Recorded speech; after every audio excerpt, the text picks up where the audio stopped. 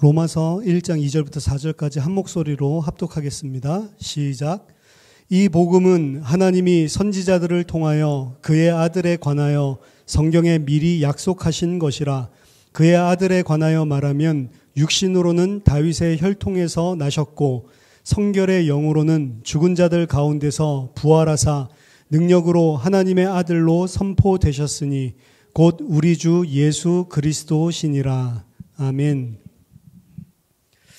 예, 오늘 첫 시간에는 복음이란 무엇인가라는 주제로 같이 말씀을 나누겠습니다. 이번 수련회에서는 우리들이 수요 예배랑 그리고 또 금요 예배, 주일 예배, 거의 강해 설교랑 그리고 성경 신학 강좌로 이렇게 진행하기 때문에 사실은 집중해서 듣지 못하고 또 연속해서 듣지 못한 분들이 이제 많이 어려움을 느끼고 있다고 이런 이야기들을 많이 하셔서 앞으로 금요 예배를 통해서 이제 좀 텍스트도 만들고 그리고 하나하나씩 좀 쉽게 그리고 좀 간략하게 앞으로 주제별로 좀 살펴보겠지만 오늘 또 수련회를 통해서 이제 뭐 강해 설교를 떠나서 편하게 정리하고 그리고 우리들이 가지고 있는 복음을 확인하는 그런 시간이 되면 좋겠다라고 생각을 합니다. 그래서 첫 번째 시간에 복음에 대해서 이야기를 하는데 어렵게 설명을 하려고 하지 않고 제가 알고 있는 것들을 편하게 설명하고 그리고 여러분들도 그 말씀 속에서 다시 확인하고 좀 이런 시간이 됐으면 좋겠습니다. 힘든 메시지 또 복잡한 메시지보다 알고 있는 것들 그리고 정말 우리들이 실제로 내가 이해하고 있는 그런 복음들 이런 부분들에 대해서 생각하면서 같이 말씀을 정리하는 시간이 되면 좋겠습니다. 그래서 주제가 복음에 관해서 첫 번째 시간에 같이 말씀을 나누겠습니다. 여기서 로마서 1장 2절에서 사실은 성경의 복음은 이것이다 라는 식으로 그 간단 명료한 명제로 복음을 단도직입적으로 설명한 구절이 없습니다, 사실은. 근데 이제 로마서 1장 2절에 이 복음이 무엇인지, 이 복음은 무엇이다 라는 식으로 명제로 이렇게 진술되어 있는 거의 유일한 곳이라고 보면 되거든요. 근데 이 복음은 중간에 여러 가지 이야기들을 했지만 결국에 하나님께서 약속하신 우리 주 예수 그리스도시다 라는 걸로 문장을 이야기를 하고 있습니다. 그래서 복음이라고 하는 것은 우리의 주님이신 예수 그리스도, 그 예수 그리스도를 하나님께서 구약의 선지자들을 통해서 미리 약속하신 것이다. 그리고 그 약속이 정말로 성취됐는데 그분이 바로 우리 주 예수 그리스도다. 그래서 예수 그리스도에 대한 하나님의 약속과 그 하나님의 약속이 실제로 성취된 것, 이것을 보고 바울은 복음이다라고 이야기를 하고 있습니다. 그게 무슨 약속인지 그리고 그게 성취됐다는 것이 무엇인지 이해를 하면 되겠죠. 복음이라는 것은 유앙겔리온, 좋은 메시지, 좋은 말씀입니다. 복된 소식이라고 우리나라 말로 많이 이야기를 하는데 정말로 우리에게 기쁨을 전해다주는 좋은 소식, 좋은 메시지라는 뜻인데 그럼 복음을 이해한다라고 하는 것은 하나님이 우리에게 허락하신 이 좋은 메시지가 뭐냐라고 하는 것을 이해하는 것이죠. 그것을 이해하고 그리고 그것을 믿는 자들을 보고 신자라고 하는 것입니다. 그것을 들었고 이해를 해도 믿지 않는 자는 신자가 아니겠죠. 이해를 한 것이죠. 그래서 아는 것과 믿는 것 사이에는 분명한 차이가 존재를 합니다. 그럼 구약 성경에서 하나님께서 약속하신 것이 무엇이냐라는 것을 알기 위해서 복음에 대해서 설명을 할 때 가장 처음에 알아야 되는 것은 하나님이 누구신지에 대한 것입니다. 그래서 창세기 1장부터 하나님이 누구신지에 대해서 먼저 설명을 하는 거예요. 그리고 여러분들이 잘 아는 존 칼빈이 쓴 기독교 강요도 다른 것부터 먼저 시작하지 않고 하나님을 아는 지식에 대해서부터 먼저 시작을 하는 겁니다. 사람을 이해하기 위해서는 하나님을 먼저 알아야 된다는 거죠. 성경에서 하나님에 대한 여러 가지 이야기들을 하고 있지만 하나님에 대한 것들을 간단하게 요약을 하면 하나님이 바로 창조주라는 거예요. 그게 가장 중요한 겁니다. 하나님만 스스로 계시는 존재고 하나님만 창조주시다.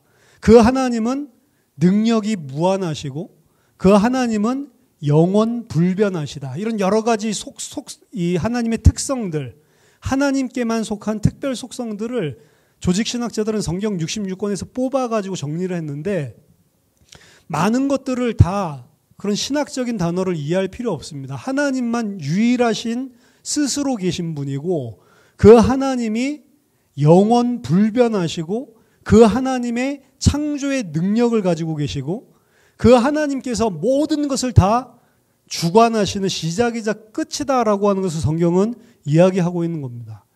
하나님 외에는 사실은 존재가 없단 말이에요. 스스로 존재하시는 분은 여호와 하나님밖에 없다라고 이야기를 합니다. 삼위일체에 대해서 이야기를 해야 되겠지만 하나님에 대해서 이야기할 때 삼위일체에 대한 분명한 무슨 신학적인 논지를 안 가지고 있어도 괜찮습니다.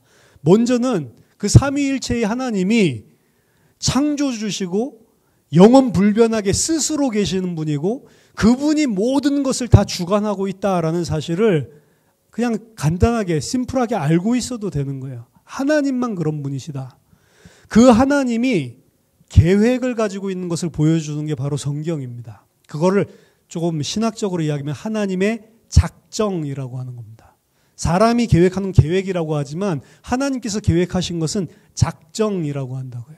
그 하나님이 계획하신 큰 작정, 그 하나님의 작정이 무엇이냐라고 하는 것을 인간이 하나님이 계획하신 것들을 속속들이 다 알 수는 없어요.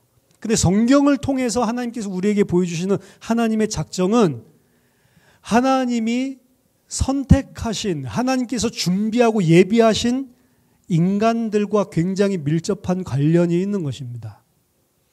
하나님께서 창조를 하시죠. 하나님께서 창조를 하시는 이유를 여러 가지로 설명합니다. 하나님의 영광을 나타내기 위해서. 하지만 신학에서는 그럼 하나님이 창조를 안 하면 하나님의 영광이 안 나타나냐라는 질문을 거꾸로 하거든요. 하나님이 창조 안 하면 하나님의 영광이 안 드러납니까? 하나님의 영광이 드러난다는 것은 뭐죠? 하나님의 영광이 드러난다는 건 하나님이 누구신지를 알리는 것뿐입니다. 무슨 영광이 없는데 영광이 드러나도록 뭐를 만드는 것이 아니고 하나님이 누구신지를 알리는 거라고. 창조를 안 하셔도 하나님이 누구신지 당연히 드러나게 돼 있는 거기 때문에 창조한 것과 하나님의 영광을 드러내는 것과는 사실은 큰 관계가 없습니다. 창조 안 하셨어도 하나님이 이런 작정을 안 하셨어도 하나님의 영광과는 전혀 상관이 없단 말이에요. 그럼 왜 하나님이 작정을 하셨는지 잘 몰라요, 사실은 우리는. 하지만 그 작정의 내용은 성경을 통해서 알 수가 있습니다. 그게 우리가 잘 아는 창세기 1장 26절. 우리의 모양, 우리의 형상대로 사람을 만들고 그 사람이 모든 것을 다 다스리게 하자라고 하는 걸로 간단하게 처음에 이야기를 하고 있지만 결국에 우리의 형상, 우리의 모양대로 사람을 만들어서 모든 것을 다 통치하고 다스리는 이런 왕적인 복을 주자라고 했었던 것이 성경 전체 계시록까지 다 읽어보면 피조물을 창조하시는데 사람을 창조하시는데 하나님과 방불할 정도의 하나님과 소통하고 하나님과 교통하고 하나님과 같은 권세와 복을 주실 그런 존재를 만들기로 하신 것이 하나님의 작정이구나라는 것을 알 수가 있습니다. 왜 그런 작정을 하셨는지 몰라요, 솔직히. 사실 그럴 이유가 없거든요.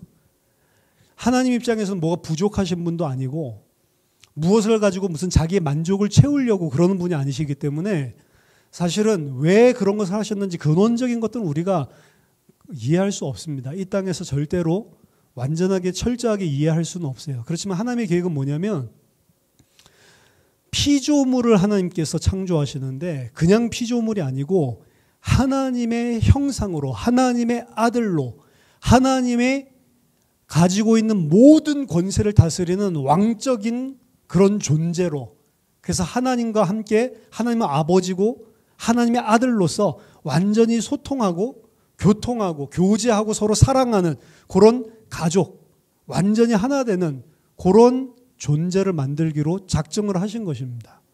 그리고 그 하나님께서 만들기로 작정하신 존재들, 그 사람들을 사실은 하나님이 원하셨던 그 형상대로 만들어 나가는 게 사실은 이 창조 세계란 말이에요. 창조 세계는 다른 것이 아니고 하나님의 형상대로 만든 자들을 하나님과 함께 소통하고 하나님의 가족으로, 하나님의 아들로, 하나님이 가지고 있는 모든 권세를 함께 공유하고 누리는 이런 존재로 인간을 작정하셨는데, 만들기로 계획을 세우셨는데, 그 사람들을 작정하신 대로 이루어가는 그 장소, 그 하나님의 어떤 전체 계획을 이룰 수 있기 위해 만든 장, 이게 바로 시간과 공간이 존재하고 있는 지금 이 역사란 말이에요. 하나님은 이 지구의 땅의 역사를 통해서 그 한 가지 일을 사실은 하고 있는 겁니다. 다른 거 별 관심이 없으세요. 결국에 이 땅에서 영원히 남는 것, 그리고 하나님께서 영원히 만들려고 작정하신 것은 그거밖에 없어요. 나머지는 싹 다 없어집니다. 결국에 하나님께서 이 땅의 역사, 처음과 끝이 있는 이 일자로 생겨 있는 이 단회적인 이 역사를 통해서 하나님께서 이 땅에서 이루려고 하는 것은 그 하나님께서 작정해 놓으신 사람들이 그렇게 하나님과 같은 방불한 존재로 하나님의 형상을 가지고 하나님의 아들로 소통하면서 그 권세를 누리는 자를 만들어가는 게 이 땅이란 말이에요. 여러분이 만약에 그 하나님의 작정 속에 들어간 자다라고 한다면 여러분에게 하나님 관심은 그 한 가지밖에 없단 말이죠. 근데 우리는 다른 생각들을 하고 있단 말이에요, 사실은. 하나님은 그거 한 가지밖에 관심이 없습니다. 여러분들이 무엇을 하건, 여러분들이 성공을 해도 괜찮고 실패를 해도 괜찮아요. 그거는 일반은 총알에서 여러분들이 하는 만큼 어떤 성과도 올 수 있고, 여러분들이 좀 부족하면 그 성과가 안 올 수도 있고, 또 부족한데도 불구하고 우연히 들어맞아가지고 더 잘 될 수도 있고, 뛰어난데도 불구하고 뭔가가 잘 겹치지 않아가지고 타이밍이 안 맞아가지고 안 될 수도 있고, 그것은 하나님 큰 관심이 없다고 보시면 됩니다. 하나님은 그런 모든 과정들을 통해서 여러분을 하나님과 함께하는, 영원히 함께하는 하나님의 아들로 만들고 싶은 게 하나님이 작정하신 것이지, 그거 잘된 것을 통해서도 하나님은 그 아들됨에 관심이 있고, 안 된 것을 통해서도 내 아들로 만들어가는 거에만 하나님은 관심이 있단 말이에요. 그래서 이 세상은 사실 그거를 이루어가는 모든 과정이라고 보시면 됩니다. 우리가 짧게 60년, 80년, 100년 이 땅에 살면서 사실은 하나님의 작정하신 하나님의 백성이 맞다면 그 하나님의 백성이 되어가는, 하나님의 백성으로 세워져가는, 거기에만 하나님의 모든 관심이 있고, 그것 때문에 사실은 역사가 존재한단 말이죠. 인간에게는 하지만 한 가지 특징이 있습니다. 인간에게는 하나님과 같은 영적인, 하나님은 아니지만 하나님과 같은 스스로 판단하고 하나님의 형상이기 때문에 스스로 계획하고 스스로 결정하고 스스로 모든 것을 다 사실은 내가 하고 싶은 대로 다 할 수 있는 완전한 자유가 주어졌단 말이에요. 자유의지라고 이야기를 하죠. 자유의지가 사실은 다 주어졌습니다. 중요한 것은 이 자유의지를 준 이 사람들, 자유의지를 가지고 있는 자들이 스스로 그 하나님이 원하시는 사람이 될 수 있는가라고 하는 게 문제란 말이에요.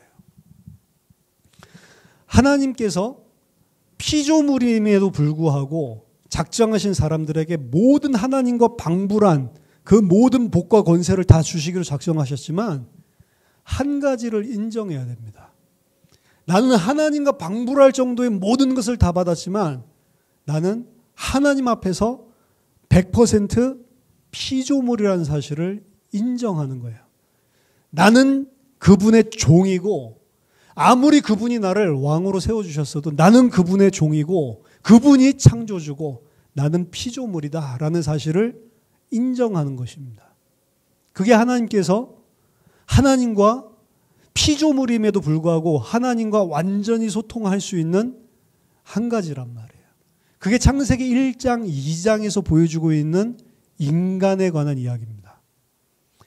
인간은 창세기 1장에서처럼 생육하고 번성하고 충만하고 다스리고 정복하는 왕적인 권세와 하나님의 모든 복을 다 받았지만 하나님 앞에서는 절대적으로 그분을 창조주로, 나는 그분의 종이고 그분은 나의 왕이라는 사실을 하나님 앞에서는 인정해야 된단 말이에요.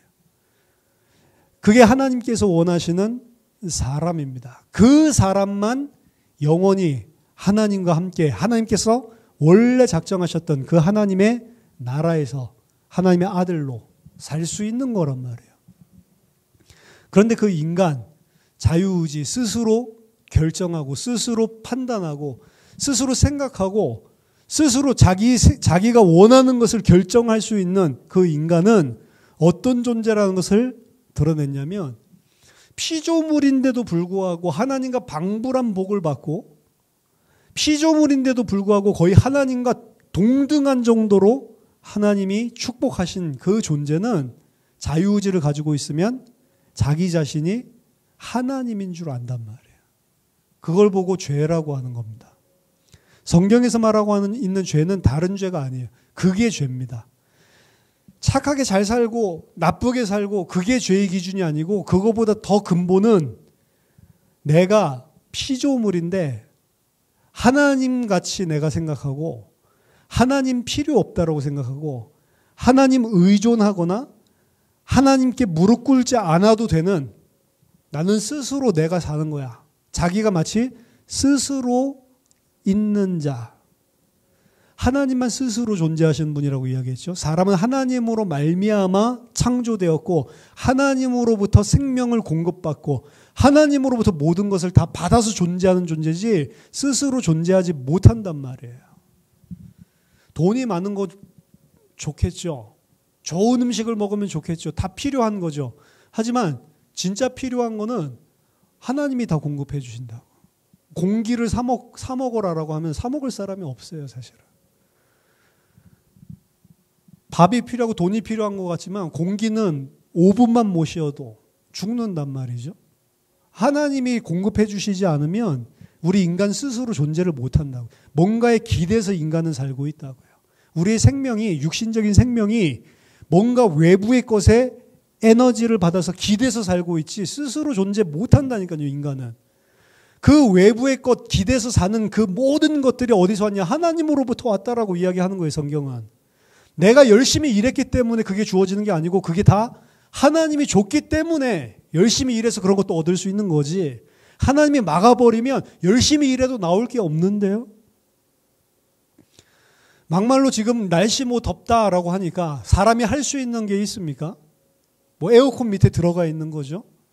사람이 할 수 있는 게 없습니다. 사람이 열심히 하지만 자연재앙으로 한번 뭔가를 이 재해를 갖다가 당하거나 재난을 당하면 어떤 순간에는 이게 우리가 커버할 수 없구나라고 하는 것을 느끼게 된다니까요.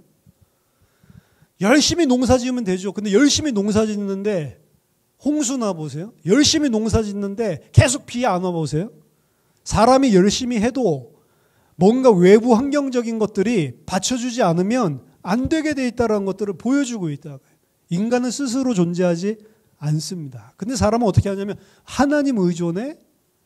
하나님 필요 없어. 내가 열심히 살면 내 생각을 믿고 내가 열심히 하면 되는 거지. 그것 또한 일반 은총 아래서 하나님께서 주어진 줄 모르고 스스로 하나님 필요 없이 나는 내 힘만으로 살 수 있다라고 생각하는 거예요. 그걸 보고 죄라고 하는 겁니다. 진짜 죄는 사실은 다른 거 없습니다. 그거 한 가지만 죄입니다. 그거 한 가지에서 모든 것들이 다 파생돼서 나온단 말이에요. 하나님을 하나님으로, 나는 피조물로 그 자리에 서 있어야 될 인간이란 존재가 인격, 지, 정, 의를 가지고 자기 자신이 판단하고 자기 자신이 생각해서 결정하고 행동할 수 있는 그런 인격적인 존재로 만들어졌을 때 발생하는 것이 하나님 없어도 된다라는 거예요. 하나님으로부터 모든 것이 온다는 것을 망각해버리는 거죠. 인간이 얼마나 사악하고 그리고 얼마나 환경에 쉽게 적응을 해서 고마움을 모르냐면, 심리학자들이 실제로 실험을 했다고 그러죠. 어떤 마을에 들어가서 아무 말도 없이 $100씩 주는 거예요. 그리고 처음에 왜 $100를 주냐? 사람들이 이해를 못하죠. 막 고마워도 하고 그거 가지고 뭐 맛있는 것도 사 먹을 수 있으니까 다음 날도 주고 그 다음 날도 주고 한 달 동안 계속 $100씩 주니까 그 다음부터는 어떻게 했냐, 한 달 지나고 난 다음에 안 주니까 이 사람한테 왜 $100 안 주냐고 삿대질하고 두들겨 패고, 자기네들이 $100를 이 사람이 줘야 될 의무가 없잖아요. 근데 계속 딱 그것도 30일 동안 $100 줘봤더니 나중에 왜 $100 안 주냐고 내 돈 내놓으라고. 이게 인간입니다. 이게 심리학자들이 조사를 했지만 성경에 나오는 이야기가 그 이야기예요, 사실은. 인간은 그렇단 말이에요.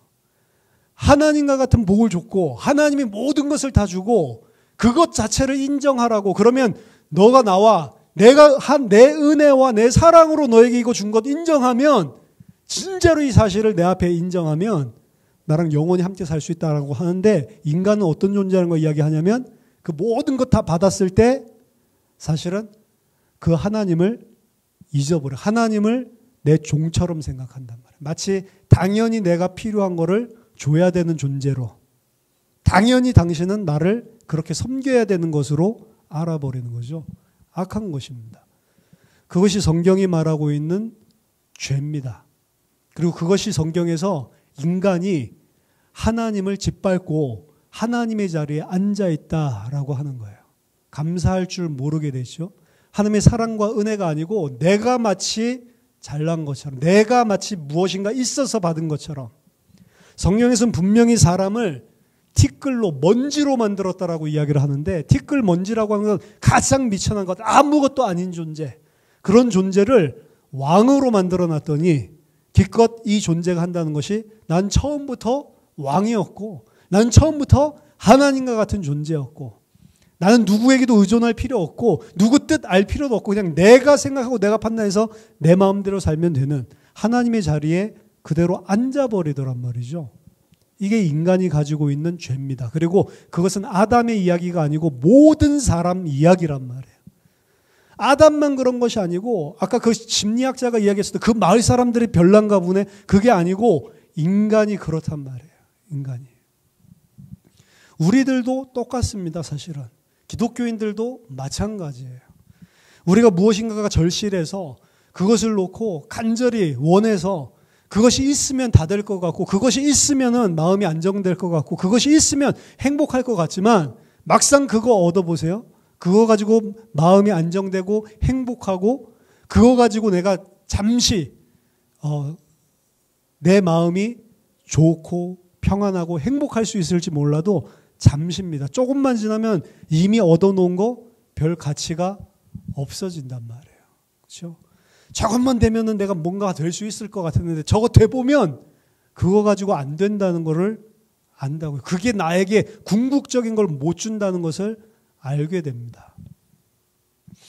인간은 스스로 존재하고 인간은 스스로 하나님인 것처럼 계속 생각하고 판단을 하고 무엇인가를 내가 하나님 없이 무엇인가를 내가 얻으면 내가 살 것 같고 그것이 없으면 죽을 것 같고 그렇게 목숨을 내걸고 있는데 막상 그것을 획득을 해도 그것 자체가 영원한 행복 기쁨을 안 준단 말이에요. 인간은 그것 가지고 행복할 수 있는 존재가 아니기 때문에 그렇습니다. 근데 하나님을 모르는 인간은 계속 그것만을 추구하면서 살아가죠. 계속 그게 있으면 그것만 있으면 내가 행복할 줄 알죠. 그 하나님의 자리, 하나님과 나와 그 하나님의 사랑과 그 은혜, 그리고 그 은혜와 사랑에 감사 감격해서 살아야 되는 그 안에서 흘러나오는 행복이 다른 것으로 계속 채워지고 다른 것이 있으면 될 줄 알고 사람들은 다른 것을 계속 쫓아갑니다. 쫓아가는데 막상 그거 얻어보면 이제 얻었으니까 또 다른 게 또 필요한 거예요. 또 얻으면 또 다른 게 또 필요한 겁니다. 그렇죠? 저 사람 저렇게 많이 가졌으니까 참 행복하겠다. 그럴 수가 없어요. 인간은 계속 가져야 되고 더 많이 가진 자는 더 많이 가져야 되고 끝이 없는 것입니다. 근데 인간은 그게 있으면 되는 건 줄 알고 그게 있으면 내가 행복한 줄 알고 그것을 추구하면서 살아가죠. 그걸 보고 우상이라고 그러는 거예요. 우상. 하나님의 자리에 내가 생각할 때 필요한 것들을 갖다 놓고 내가 판단할 때 저것이 있으면 내가 진짜 행복해지겠다. 저것이 있으면 내가 진짜 이제 좀 살만하겠다라고 생각하고 그것을 계속 추구하면서 사는 거죠. 심지어 교회에 와서도 하나님께 기도해서 그것을 획득하려고까지 한단 말이에요. 하나님을 자기 우상의 도구로 활용하는 존재까지. 구약 성경에 나와 있는 이스라엘이 하나님을 통해서 돈을 많이 벌고 상업적으로 번창하고 그리고 자기 자신들이 건강하고 호의호식하고 누리고 많은 악을 행하면서도 하나님께 번제를 드리면 죄 용서까지 해준다니까 사람들은 그것들을 통해서 하나님 이름을 걸고 자기 자신의 배를 채우는 그런 우상 숭배 속에 이스라엘 백성이 다 빠져버리죠. 이스라엘 백성 이야기가 아니고 오늘날 기독교인들도 복음을 모르면 그렇게 교회에 다니면서 우상 숭배하는 사람들이 너무나 많다는 겁니다. 모든 사람이 다 그래요. 심지어는 우리가 그래도 진리를 알고 있다라고 하면서도 이거는 세상 속에 들어가기만 하면 계속 그 기제가 우리 속에서 움직여서 그 기제대로 우리는 계속 조작돼서 움직여 나가고 본능은 계속 그 육신과 세상을 따라간다는 것입니다. 이걸 보고 죄라고 그러는 거고 하나님과 영원히 함께 있을 수 없는 게 바로 이 죄입니다. 왜? 근본적으로 그 죄라는 것은 하나님이 나는 필요 없다라고 하나님을 밀어내고 내가 하나님이 되고자 하는 게 죄이기 때문에 결국에는 그 죄와 하나님은 결코 같이 거하지가 못하는 것입니다.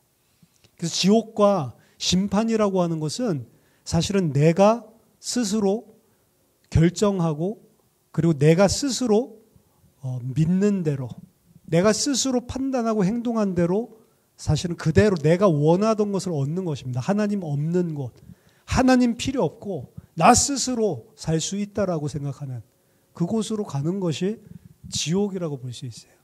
죽어서만 지옥 가는 게 아니고 그래서 이 땅에서도 지옥에 살고 있는 것입니다. 왜? 하나님 없이 내 스스로 내 힘을 가지고 살 수 있다라고 생각을 하고 있으니까 하나님 필요 없이 내 생각에 필요한 이것만 있으면 나는 행복할 수 있다라고 생각을 하고 있으니까 행복하죠. 잠시 잠깐 내가 이룬 것을 보면서 만족하고 거기서 오는 환희와 기쁨이 있습니다.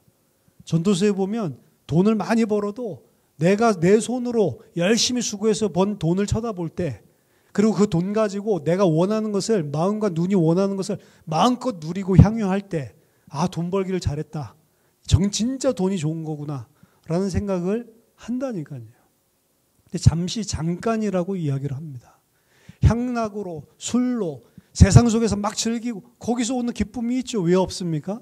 근데 잠시 잠깐이고 나중에 몸 육신도 그렇고 정신적으로 그렇고 그거 가지고 결코 지속적이고 온전한 행복을 얻어낼 수가 없는데 그쪽으로 계속 빠지는 거죠.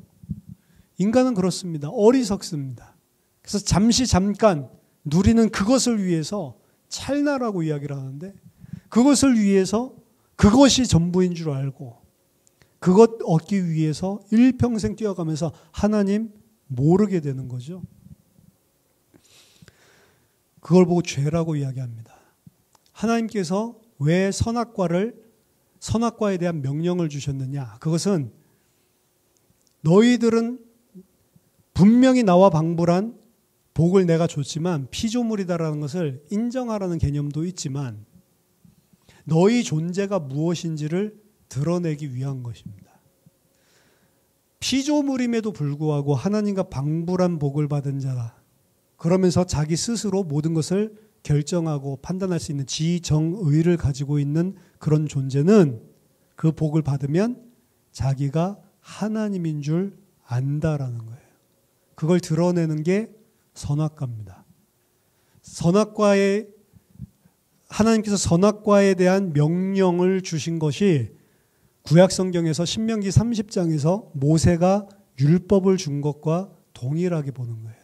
하나님께서 율법을 주신 이유는 율법을 잘 지켜라가 아니고 율법을 주신 이유는 너희가 바로 어떤 존재인지 알라는 겁니다.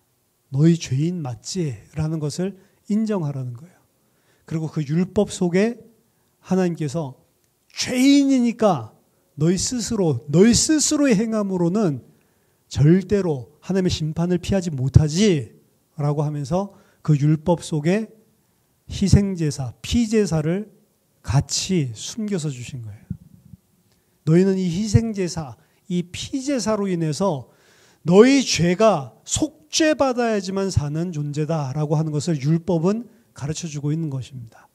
따라서 하나님은 법을 주시면서 너희들은 절대로 스스로 하나님과 같이 되어서 하나님을 대적하는 죄인으로 설 수밖에 없는 존재다라고 하는 것을 율법을 통해서 알려주는 한편, 다른 한편은 그래서 내가 은혜의 길로 속죄, 희생제사의 길을 열어주지 않으면 너희는 절대로 나랑 함께 할 수 없는 존재다라고 하는 것을 가르쳐주는 게 율법의 용도입니다.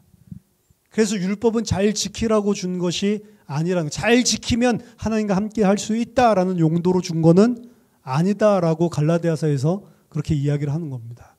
율법은 우리가 범죄함으로 죄를 더하게 하기 위해서 주신 것이다. 하지만 그 율법 안에 분명히 복음, 하나님의 은혜로 그 죄인인데도 불구하고 하나님이 함께 할 수 있는 그 하나님의 비밀을 같이 주셨습니다. 그게 희생제사에 대한 거죠. 피제사에 대한 것입니다.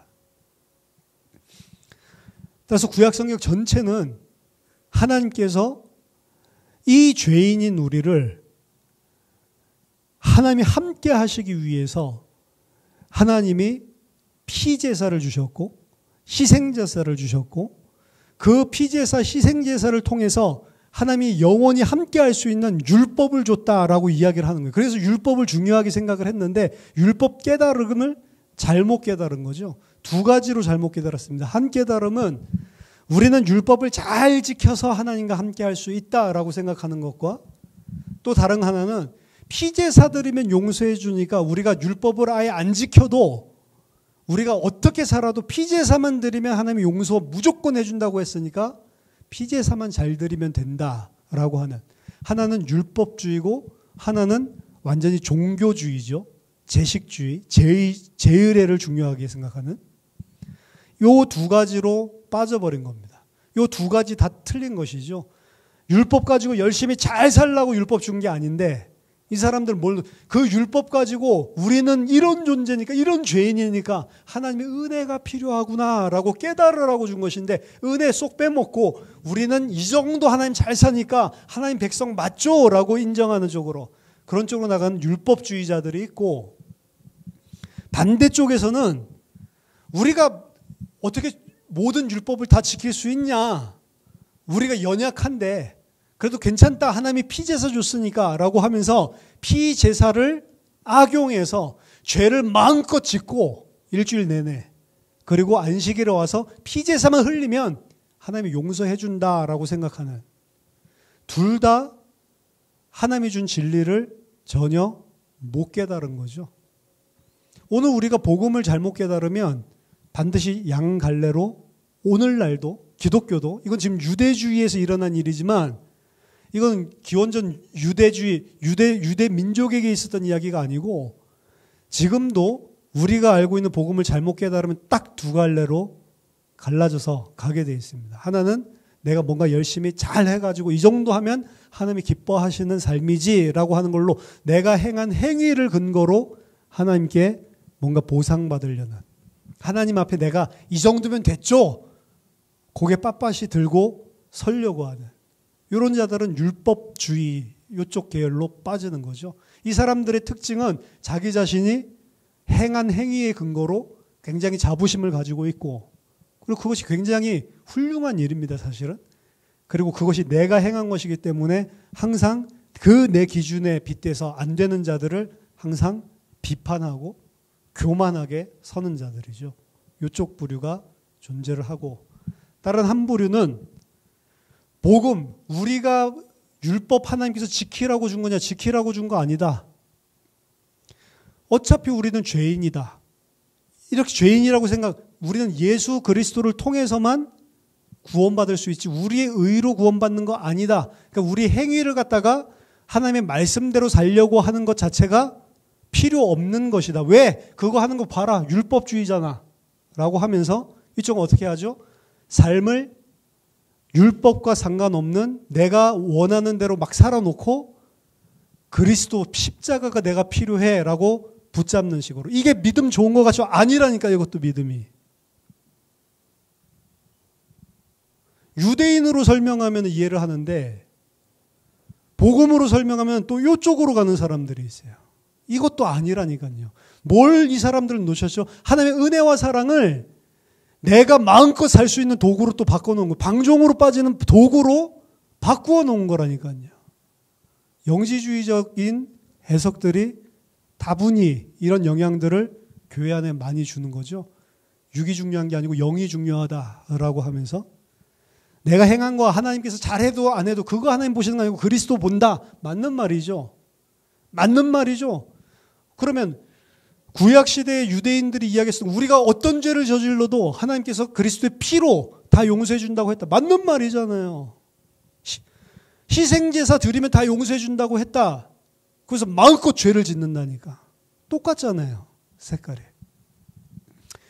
이게 바로 인간의 죄됨입니다. 하나님께서 은혜로 주신 희생제사, 하나님께서 은혜로 주신 그리스도의 속죄제물, 십자가와 부활도 내가 원하는 데에 활용하는 수준으로 이건 믿음이 없는 사람이라고 이야기한 거예요. 그래서 믿음이 있다라는 건 뭐냐면 그 하나님께서 베풀어 주신 사랑과 은혜를 진짜로 절감하는 자입니다. 절대로 이런 식으로 나올 수가 없어요. 그래서 기독교를 비판하는 영화 밀양 같은 것들이 나오는 겁니다. 어떤 식으로 내가 해도 나는 하나님께 용서받았으니까 됐다라는, 내가 사람에게 죄를 지은 게 아니라 오직 하나님께만 죄를 지었다. 너무 맞는 말이잖아요, 신학적으로.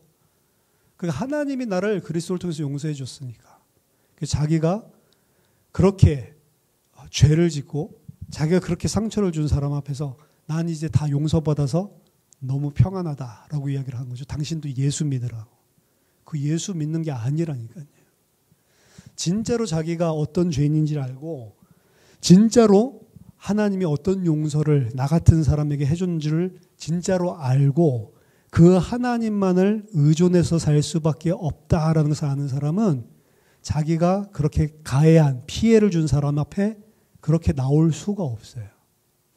이 사람은 예수 믿는 것 같지만 믿는 게 아니고 좀 전에 말했었던 이 오른쪽으로 흩어져서 성경에서 말하는 그 믿음으로 거듭난 사람이 아니라는 것입니다. 자기가 편할 구석을 찾은 거예요. 자기가 뭔가 스스로 정죄받지 않을 만한 뭔가 그 어떤 구멍을 찾아가지고 도피처를 찾아가지고 그것을 믿음인 양 붙잡고 있는 거죠. 따라서 삶은 반드시 내가 그리스도를 믿으면 반드시 나와야 되는 삶이 있다라고 하는 것은 완전한 삶을 살라는 것이 아닌데 마음이 항상 빚진 자의 심정이 있습니다. 이 사람은. 빚진 자의 심정이 없다라고 한다면 그거는 진짜 하나님께서 은혜로 거듭난 사람이 아니에요. 빚진 자의 심정이 있다고 하면 절대로 율법주의자로 교만으로 갈 수도 없는 것이고 빚진 자의 심정이 있다고 그러면 절대로 하나님 앞에서 내가 어차피 내 행위로 의롭지 못하는 거라고 생각하면서 막 아무렇게나 살고 사람들에게 아무렇게나 하면서 그리스도가 나는 그래서 필요한 거야 라고 자기가 원하는 대로 다 살아놓고 뭔가 도피처를 찾는 이런 식으로도 가지 않는단 말이에요. 우리는 판단할 수 없지만 이 양극단 아래서 상당히 복음이 많이 혼란하게 사실은 교회 안을 어지럽히고 있다는 것을 이게 어떤 한 극단적인 사람의 성향만을 말하는 게 아니고 우리 안에도 이 두 개가 왔다 갔다 해요. 사실은 우리 개인들 속에서도. 근데 이 둘 다 복음이 아니라니까요. 복음이라고 하는 것은 그래서 하나님께서 이런 인간의 죄성, 이건 무슨 속죄할 수 있는 하나님과 함께 할 수 있는 길을 줘도 그것마저도 악용을 해버리는 이런 인간의 철저한 자기중심적인 죄성. 이 부분을 인간 스스로는 어떻게 할 수 없다라는 것을 아시고 자기 아들을 약속하신 것입니다. 그래서 오늘 복음은 뭐냐? 구약 성경에 하나님이 이런 인간을 위해서 자기의 아들 예수 그리스도에 관해서 약속하신 것이다 라고 이야기를 하는 겁니다. 인간 스스로는 이런 철저한 죄성에 빠져서 이것은 무슨 하나님의 말씀을 줘도 좌로나 우로나 치우쳐가지고 자기 생각에 자기 판단에 옳은 대로 말씀을 거의 변질시켜가지고 가는 게 인간이기 때문에 스스로 자기가 성공하려고 하는 목적을 가지고 하나님의 말씀과 하나님의 능력도 도용해서 우상숭배하는 존재가 인간이기 때문에 인간은 절대로 자기 스스로 하나님께 나올 수 없다라고 이야기를 하고 성경은 그래서 하나님이 자기의 아들을 보내시기로 약속을 하신 것입니다. 너희 힘으로 안 되고 너희 모습으로 안 되니 내가 내 아들을 희생제사로 너희 죄 때문에 내 죄 없는 의의 아들, 내 의의 종을 죽임으로 십자가에 너희를 대속하는 그 죽음을 통해서 그 사실, 내가 그 아들을 통해서 보여준 내 은혜와 사랑을 알고 내게 나오는 사람. 하나님께서 그 은혜를 주시겠지만 객관적으로 본다면 하나님께서 그 아들을 통해 보여주신 은혜와 사랑을 깨닫고 내가 이런 철저한 죄인인데 어떻게 하나님께서 그 아들을 통해서 이렇게 나를 살리실 것을 작정하셨지라는 그 하나님의 은혜와 사랑에 감격해서 하나님 앞에 무릎 꿇고 나는 죄인입니다. 어떻게 하나님께서 내게 이런 은혜를 베푸십니까? 아무 면목 없는 하나님께 빚진 자로 나오는 사람. 내 스스로 할 수 없기 때문에 하나님께서 주신 은혜와 사랑에만 의존해서 살겠습니다. 이거 아니고는 살 길이 없습니다. 라고 하나님께 절대적으로 무릎 꿇고 나오는 사람. 이 사람을 구원하시기로 작정을 하신 겁니다. 그리고 하나님이 정말로 작정하신 사람이 맞다면 그 믿음이 나오게 돼 있단 말이에요. 그럼 이 사람은 거기에 깊은 빚진 자라는 심정이 있기 때문에 절대로 율법주의를 행하고 율법주의자들처럼 뭔가를 갖다가 하나님 앞에 행하고 그걸 절대로 자기 의로 내세울 수가 없는 것입니다. 하나님께서 행하신 것들, 하나님께서 주신 은혜와 사랑, 그 감격해서 내가 할 힘도 없는 존재가 하나님께서 은혜로 주신 것들에 내가 가지고 있는 힘, 내가 가지고 있는 것, 이거 가지고 하나님께 돌려드리는, 그것도 다 돌려드리지도 못하고 그 중에 일부만큼을, 지극히 적은 것을 돌려드리는 것을 행동으로, 삶으로, 헌신으로 이렇게 나타낸 것을 어떻게 그거를 자랑 삼을 수 있어요? 어떻게 그걸 기준으로 다른 사람을 판단할 수 있어요? 할 말이 없는 거죠, 사실은. 빚진 자의 심정이 있는 거라니까요. 그래서 예수님이 1만 달란트 빚진 자와 100데나리온 빚진 자 이야기를 하시는 겁니다.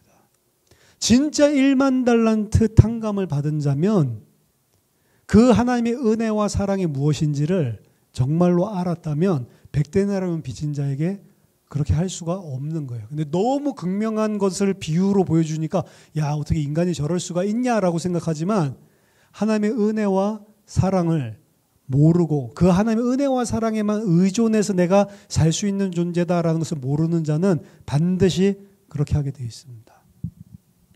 복음은 하나님의 은혜와 사랑으로 자기의 아들을 십자가에 죽이심으로 자기의 아들을 죽인다는 것이 무엇인지를 설명하기 위해서 우리에게 가족제도도 허락하신 거예요. 내 자식을 갖다가 죽인다라고 하는 것은 어떤 정도의 사랑과 은혜가 들어있는 것인지를 알게 하기 위해서 사실은 가정제도도 그리고 그 안에 자식들도 가지게 해보는 겁니다. 그 자식을 가져본 사람과 가져보지 않은 사람들은 마음 생각이 완전히 다르다고 그러죠.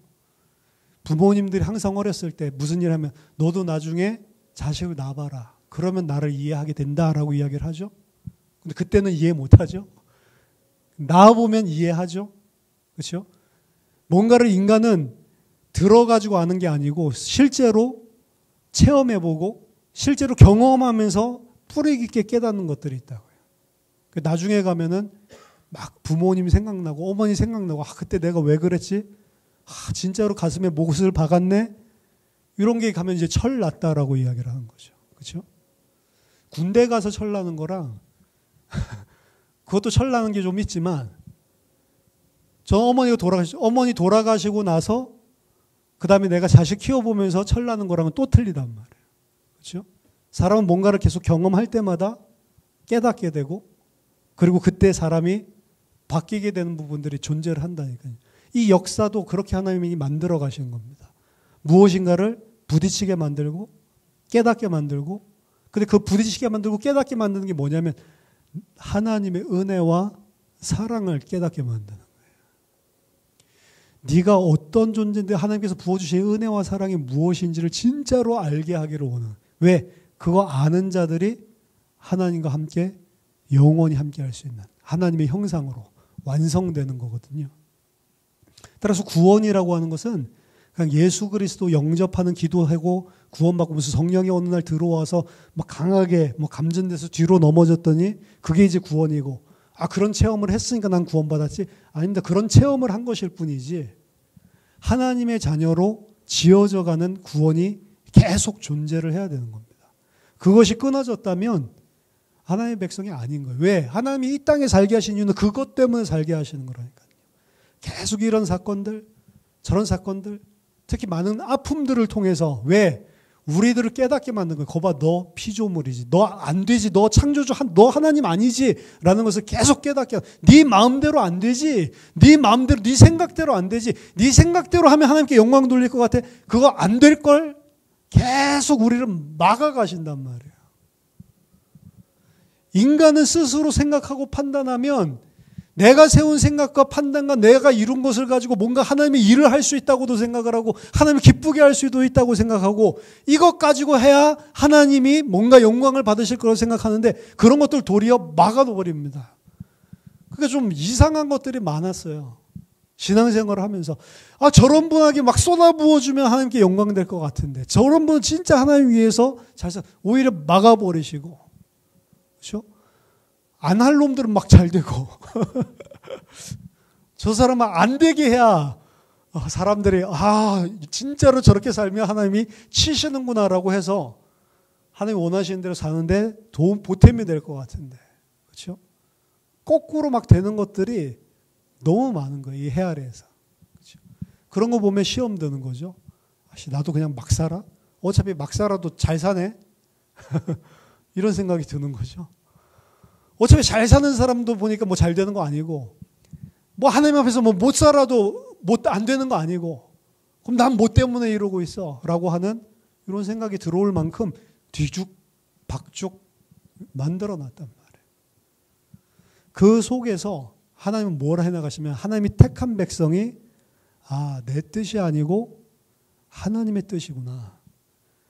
내가 원하는 대로 모든 것이 흘러가는 게 아니고 모든 것이 다 하나님의 손에 있는 거구나 라고 하는 것을 깨닫게 됩니다. 내가 생각할 땐 이렇게 하면 하나님의 영광이 드러날 줄 알았는데 아니요. 그렇게 한다고 하나님의 영광이 드러나는 것도 아니고 안 드러나는 것도 아닙니다. 진짜 하나님의 영광이 내 안에 드러나는 것은 모든 일들 속에 내가 생각하는 대로 일들이 풀릴 때나 안 풀릴 때나 모든 일들 속에 하나님이 이것은 해가시는 거다라고 순종하는 거예요. 그때 하나님의 영광이 드러나는 겁니다. 그때 하나님이 창조주고 내가 피조물이지. 그게 하나님의 영광이 드러나는 거라니까. 하나님께서 모든 것 다 하시는 거구나. 내가 하는 게 아니구나.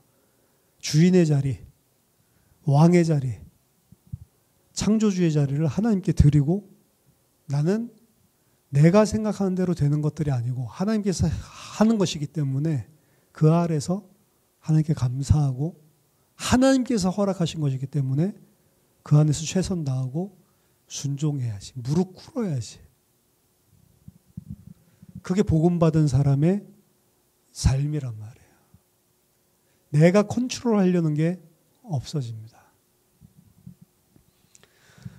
교회 안에서 제가 이제 목회 뭐 2년 이렇게 하면서 많은 것들을 알았어요. 일단은 목회 2년 하면서 제 개인적으로는 사람이랑 이야기를 될 수 있으면 안 하고 교인들이랑 될 수 있으면 만나지도 않고 전화도 하지 않고 아무것도 안 해야 되겠다. 이런 생각은 무서워요. 무슨 이야기를 해도 다 자기 중심으로 받아들여요. 그리고 그거를 다 자기 중심으로 이해한 것들을 전부 다 퍼뜨려. 그리고 교회 존재의 이유 자체를 나를 위해서 있다라고 생각을 해요. 굉장히 많더라고요. 저는 이민교회 막 이래서 이민교회는 그게 좀 유치하게 그냥 팍팍 드러나게 막 이렇게 있으니까 많은 예를 들었었는데 이민교회뿐만이 아니고 그게 사람이구나. 이것 또한 저의 기준일 거예요. 그렇죠? 그거 속에서 또 저도 순종하고 저도 그 안에서 하나님께서 만들어 나가시는 것들이 있는데 뭘 깨닫냐면 혼자 잘 믿는 거 그건 별 문제가 없어요. 근데 사람이 문제예요.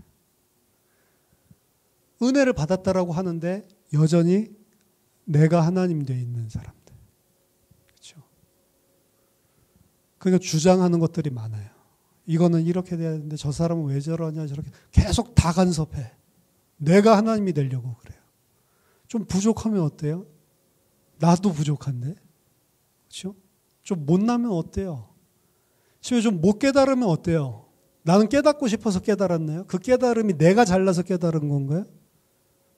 그렇죠? 좀 깨달으면 어떻고, 좀 못나면 어떻고, 그렇죠? 그럼 뭐 이 교회는 이래야지 저래야지 이러면 어떻고 저러면 어때요? 그렇죠? 제가 보니까 이래도 괜찮고 저래도 괜찮아요. 다 모든 것들이 다 이렇게 해도 괜찮고 그러면 너무 질서가 없는 거 아니냐? 아니요.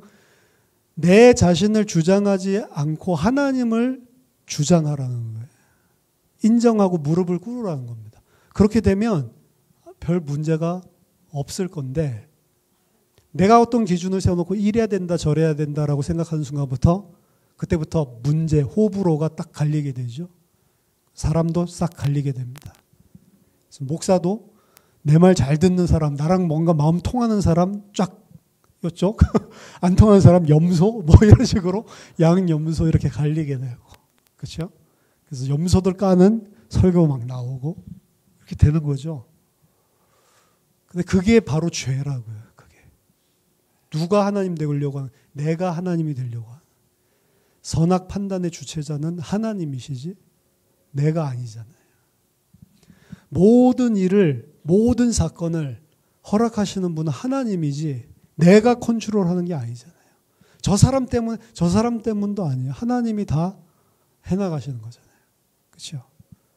그래서 그거를 보게 하시는 것 같습니다. 복음 옛날에 선지자들을 통해서 하나님이 자기 아들에 관해서 약속하신 것 이것이 복음인데 바울이 이야기합니다. 그분이 바로 우리의 주 예수 그리스도다. 하나님께서 우리의 주님을 죽이심으로 나를 살리신 그 은혜와 사랑 그게 복음입니다. 그럼 이 복음은 어려울 게 없는 거예요. 사실은. 복음을 전한다. 우리가 하나님 앞에 얼마나 죄인인지 그거 알게 돼야 복음이 필요한 거잖아요. 우리가 하나님 앞에 죄인인 것들을 모르면 절대로 복음은 필요가 없습니다. 내 문제 해결하려고 복음을 받아요? 아니라니까. 하나님 앞에 내가 죄라는 게 뭔지를 복음을 전한다라고 할 때는 이 사람이 정말로 하나님 앞에 죽을 수밖에 없는 죄인이다라는 사실이 정확하게 전달이 돼야 되겠죠. 그게 하나님께서 작정하신 사람이라면 그 사실이 가슴에 부딪히겠죠. 그게 부딪힌 사람들의 반응은 사도행전에 보니까 어찌할꼬 우리가 이제 어찌할꼬 라고 가슴이 찔림을 받았다라고 되어 있습니다. 하나님께서 준비하신, 작정하신 사람이죠. 그 사람에게 하나님의 아들에 관해서 하나님께서 그 아들을 십자가를 통해서 그 부활을 통해서 하나님께서 우리에게 베풀어 주신 은혜와 사랑, 그게 복음입니다. 뭐 다른 게 복음입니까? 그렇죠? 예수가 그리스도다, 선지자 제사장은 그거 복음 아닙니다. 하나님의 은혜와 사랑이에요. 하나님의 은혜와 사랑을 내가 받아야만 하는 그런 철저한 죄인이다라는 사실을 깨닫고 그 속에 그 하나님의 은혜와 사랑에 감격해서 무릎을 꿇고 이전에 내가 하나님의 자리에 앉았던 자가 돌이켜서 피조물로 하나님 앞에 무릎 꿇고 하나님께 순종하는 자로 내가 살겠다고 터닝을 하는 거예요. 그게 회개죠. 그 마음을 하나님께서 작정한 자에게 허락하신다는 겁니다. 그리고 그 구원은 거기에서 끝나는 것이 아니고 여전히 이 땅의 옛 자아로 내가 죄된 모습으로 존재하는 나를 하나님께서 계속해서 발견하게 하면서 내가 하나님의 사람으로 계속 성장하도록 만들어 가시는 구원을 그때부터 시작해서 우리 죽는 날까지 계속해서 하나님의 나라에 갈 수 있도록 하나님께서 만들어가는 과정을 계속 허락하신단 말이에요.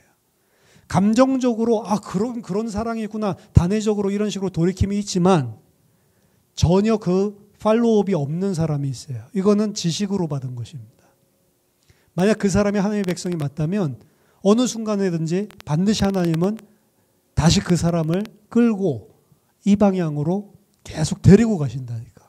결국 마지막에는 다 내려놓고 하나님 앞에 나는 피조물이고 하나님이 주인이고 하나님께서 이 모든 것을 다 행하시니까 난 감사할 뿐입니다. 눈물로 무릎 꿇도록 만들도록 하나님께서 끌고 가신다니까. 이 과정이 전혀 없는데 내가 30년 전에 나도 교회 가서 영접하고 세례도 받았다. 그거 아니란 말이에요. 물론 우리가 다 판단할 수 없지만 그 산 끝이 어떻게 날지 모르니까. 구원은 단회적으로 받는 것이지만 지속적으로 이 땅에 구원받은 자라면 하나님이 계속 이 작업을 해나가셔서 우리를 완성시켜 나간다. 하나님은 여기에만 관심이 있는 것입니다. 하나님은 하나님의 백성, 하나님의 아들 만들기에 관심이 있는 거예요. 근데 우리는 계속 다른 거에 관심이 있거든요. 다른 것을 통해서 하나님께 영광을 돌린다고 계속 생각을 하거든요. 아니요, 내가 하나님 백성 되는 게 하나님의 영광을 나타내는 거고 그 영광 나타내는 게 영광을 드러내는 것입니다. 너무 간단하죠? 뭐 일을 하는 것이 아니고 내가 하나님의 백성으로 서면 되니까. 당장이라도 하나님의 영광 때문에 살 수가 있는 겁니다. 이것이 성경에서 말하고 있는 복음의 개략적인 이야기입니다. 복음은 그래서 어려운 게 아니에요. 하나님만 창조주고 너 피조물이야.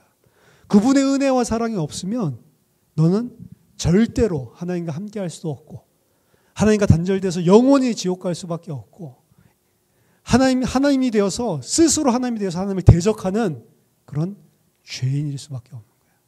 그 죄는 하나님의 아들을 죽이심으로 용서하셔야지만 해결돼. 그리고 그 예수 그리스도를 보내셔서 네가 다시 하나님 앞에 돌아올 수 있는 그 원수를 위해서 하나님께서 은혜와 사랑을 베풀어 놓으셨어. 그 은혜와 사랑이 가슴 속에 탁 부딪히는 사람. 그 사람이 이제 하나님이 작정하신 사람이라고 보는 거죠. 그리고 그 사람을 이제 하나님의 사람으로 만들어가는 겁니다. 계속 예수 그리스도만 주님으로, 예수 그리스도만 의지하고 하나님의 은혜와 사랑만 기대서 사는 사람으로 철저하게 만들어 가시는 것. 그것이 하나님께서 이 역사를 우리에게 허락하신 이유입니다. 그건 너무 간단한 거예요. 저와 여러분들이 복음을 이해하시고 그리고 하나님의 백성으로 세워지는 그런 중요한 또 수련회가 되기를 예수 이름으로 축원합니다. 기도하겠습니다. 하나님, 오늘 첫째 시간에 복음이란 무엇인가에 대해서 하나님 말씀을 나눴습니다. 하나님, 저희에게 정말로 그리스도 예수 안에서 베풀어 주신 그 하나님의 은혜와 사랑을 알 수 있도록 정말로 그 하나님의 은혜와 사랑을 받을 자격이 없는 철저한 죄인으로 하나님 앞에 서 있는 저희들의 모습을 볼 수 있도록 주님께서 이 시간에도 성령으로 우리 마음속에 역사해 주시옵소서. 우리 이 땅 사는 동안 온전한 하나님의 백성이 될 수 있도록 우리를 만들어 주시옵소서. 예수 그리스도 이름으로 기도하옵나이다. 아멘.